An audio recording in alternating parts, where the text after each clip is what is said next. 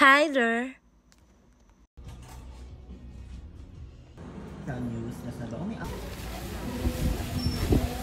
Maaga nga kaming umalis ng araw na to kaya hindi pa kami nagbe-breakfast. So, naghanap muna kami kung saan kami pwedeng mag-almusal. So, ito yung nakita namin. So, ito yung loob nila pagpasok namin. And then, kami yung kauna-unahang customer nung araw na to kasi medyo maaga pa. At dahil nga gutom na kami, hindi na kami makapaghintay kaya dumiretso na kami para kunin itong menu nila at i-check kung ano yung mga gusto namin kainin. So, nang dumating itong kanilang fries, ayan. And then, yung ham and cheese omelette nila. So, ito yung mga rice meal nila. Ito naman yung pork bologna and yung Korean spam nila. And then, umorder kami ng frost drinks. Ayan. Maya-maya nga ay dumating na yung aming last order, ang pasta. Simulan na natin kumain.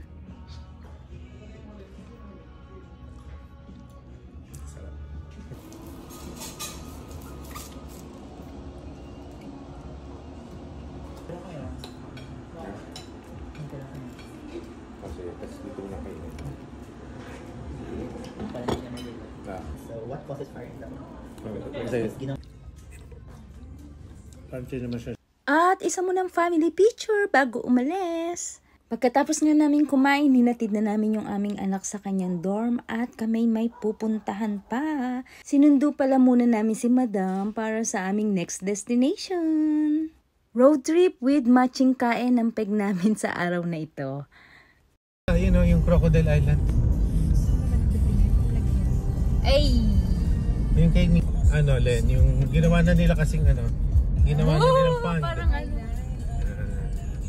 Ginawa nilang fish pond yan. Ayan o, dami kainan. Oh, ayan na. Sakto nadaanan namin tong meats kaya bumaba muna sila para bumili ng kasaba cakes. Nagkataon nandun ng may-ari kaya nagpa-picture muna sila. And itutuloy na uli natin yung road trip. Sa mga oras na ito, umaasa na lang talaga kami sa map kasi pare-pareho kaming hindi pamilyar sa lugar. And nakita namin tong bundok na to na pinagtatalunan kung ano ang pangalan ng bundok na to nung mga oras na ito. Ang ganda! Yan? Ay, ang ganda dyan. Huh? Ang ganda sana. Uy, paalisin yung mga ang ganda. Tapos may mga malilit silang bintana. Yung view mo, yung mga box na yun. Diba? Pati yung sa loob dun, oh. Fiesta. Hindi mo siya kita, no, Mars? Kaya may nagtataka ko, ano yung mga bundok na to? Ba't bigla naging 3-4? Pag clear na clear, eh. No? Puro naman ola. Tanggalin mo naman yan. Baka kasi, Len, may bumababang alien. Diba? Ay, tataklob talaga. Puro ulap. Ito, oh, ano, bayang mapang-aliw, ha? Ang ganda nun, no? Tumbok natin, simbahan. Siya yung dyan. Tingnan mo yung bell tower, Ay, oh. oo. Sige, doon mo pa. Kaya nga pinapabagalan ko para maging maliwanag. Para hindi ka masyadong dikit. Makita pa natin. Yan, oh. Ayun, may mga tao pero parang may piyesta. Piyesta Hindi, nga. hindi may ano, mga... Ang ganda ng simbahan. Ay, ang ganda ng bundok. Sayang siya. Ay, coupled na dito, oh. Ano to? Ito, ano to mga to? Ito bahay, oh. Bahay nga. Abandonado. Ay, ang ganda, oh. Ay, hindi, may, Terrace may mo. nakatira, oh. Pero, Nasa kanya yung susi. ba't naman ang dami Caretaker na- siguro yun. Ang dami namang... Ito, oh. Bahay ni, ano, ni Crisostom Ibarra. Ba't alam mo? Ay, no. Ayos na si Mars. Jesus, mukha lang mo totoong tao dapat siguro. feeling ko dito ka na magpa-park siguro sa Achar. Dito na! Parang di pa ako nagpunta dito. Ba't di kami nagpunta? Nagpunta na ako dito. Alala. Ang ganda. Baka may parking sa may simbahan. Baka nandito na yung mga kainan. Hanggat hindi pa nag-start Doon ang tayo misa. simbahan mag-park. Para Hanggat sure hindi ka- pa nag-start ang misa. Kasi normally, ano, Alas 4. alas 4 ang misa. Diba? Ganda na dito. Pagdating namin sa simbahan, ayan, bigo kami kasi full parking na pala sila. So, kailangan naming umikot para maghanap ulit kung saan kami pwedeng mag-park. Nakaikot na nga kami at malapit na uli kami sa simbahan pero wala pa rin kami makitang mapaparkingan. Kaya nagtanong na lang kami kung saan kami pwedeng makipark.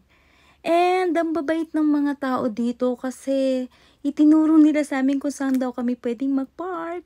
Kay Kuya Kukoy nga daw. May ano siya eh.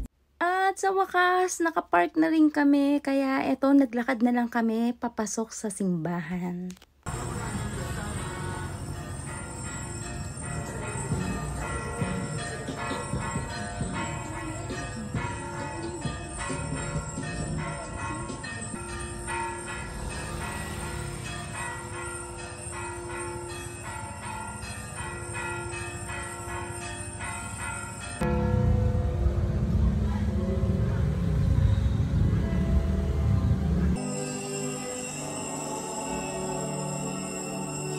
Pagkalabas nga namin ng simbahan ay pumunta naman kami sa gilid nito para pumunta sa shop kung saan makakabili ka ng mga religious items nila.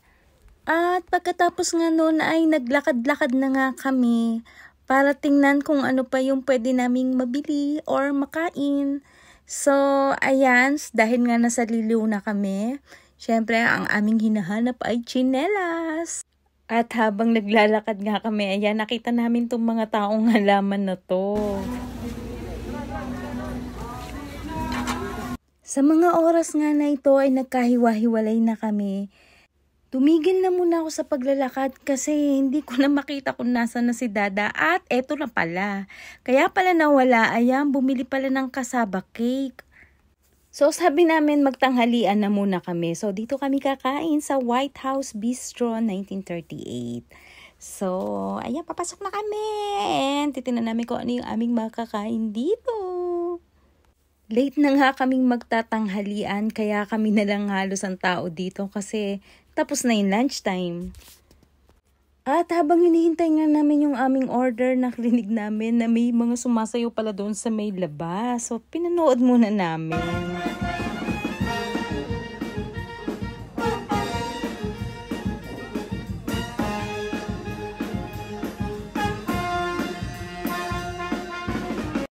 Maya-maya na ay dumating na tong aming order. Ito yung aming okoy. And then, itong ginataang kalabaw. So, first time naming makakain ito. And then, yung daing na bangus. At yung leche flan. At dahil may daing na bangus, kaya umorder kami ng munggo.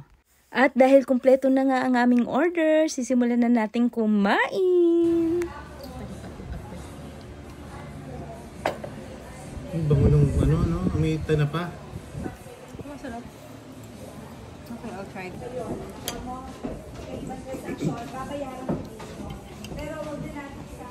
Sabaw. Sabaw to, diba?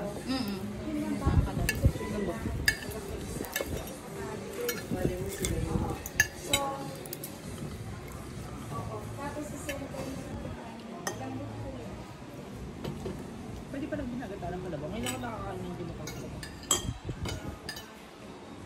Oo nga, lambot oh.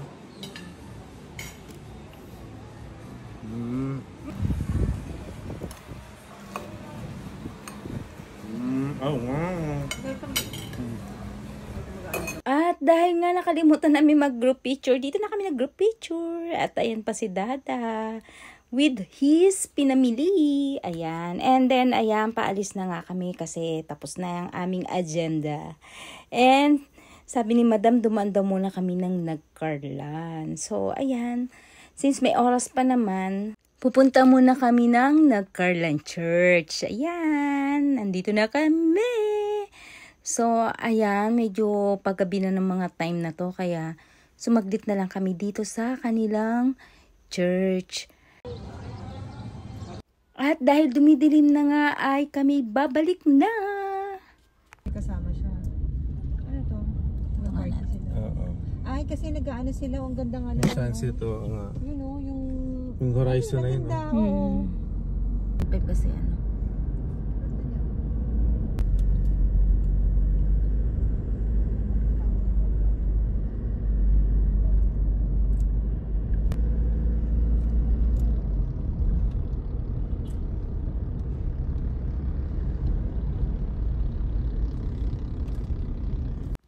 Bago pala kami umuwi ay nagkayakagang na dito na daw muna kami magkape sa Falling Vicar.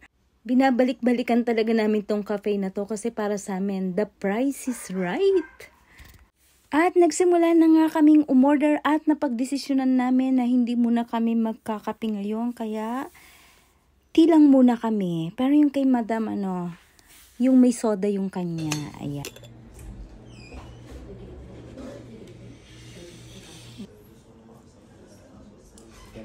Drop ng lights. At dito na nga magtatapos ang aming mahabang aktibidades for the weekend. Kaya hanggang sa muli. Bye-bye!